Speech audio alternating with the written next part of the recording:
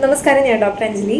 പല ആളുകളും ചെയ്യുന്നൊരു കാര്യമാണ് ചിയാ സീഡ്സ് എന്ന് പറയുന്നൊരു കാര്യം ഫാറ്റ് ലോസിന് നല്ലതാണ്, വെയിറ്റ് ലോസിന് നല്ലതാണെന്ന് വിചാരിച്ചിട്ട് രാവിലെ മുതൽ വൈകുന്നേരം വരെ ചിയാ സീഡ്സിൻ്റെ വെള്ളം സ്മൂത്തിയിൽ ചിയാ സീഡ്സ് കുടിക്കുന്ന പല ആളുകളെയും നമുക്ക് കാണാനായിട്ട് സാധിക്കും.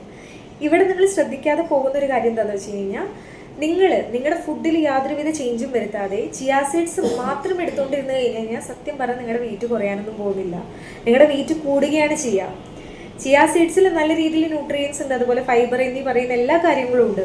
നമ്മുടെ വിശപ്പിനെ നന്നായിട്ട് കൺട്രോൾ ചെയ്യാനും ചിയാ സീഡ്സിന് സാധിക്കും.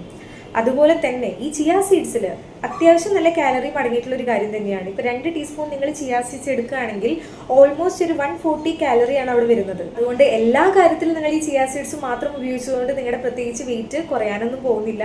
നിങ്ങളുടെ ഭക്ഷണത്തിൽ നന്നായിട്ട് ഫോക്കസ് ചെയ്യുക. നന്നായിട്ട് ഭക്ഷണം മാനേജ് ചെയ്തതിന് ശേഷം ചില ആളുകളിൽ കാണാൻ പറ്റും ഇടയ്ക്കിടയ്ക്ക് ഇങ്ങനെ വിശക്കുന്നൊരു പ്രവണത, അല്ലെങ്കിൽ പെട്ടെന്ന് ഇങ്ങനെ കുറേ ഓവർ ഈറ്റിംഗ്, ക്രേവിങ്സ് പോലെയുള്ള കാര്യങ്ങൾ.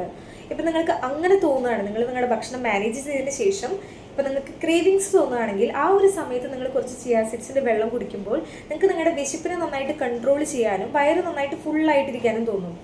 അങ്ങനെ അൺനെസസറി ആയിട്ട് കൂടുതൽ കഴിക്കുന്ന ഒരു പ്രവണതയും നിങ്ങൾക്ക് മാനേജ് ചെയ്യാനായിട്ട് സാധിക്കും. അല്ലാതെ ചിയാ സീഡ്സ് മാത്രം നിങ്ങൾ എടുത്തുകൊണ്ട് നിങ്ങളുടെ തടി കുറയാനൊന്നും പോകുന്നില്ല.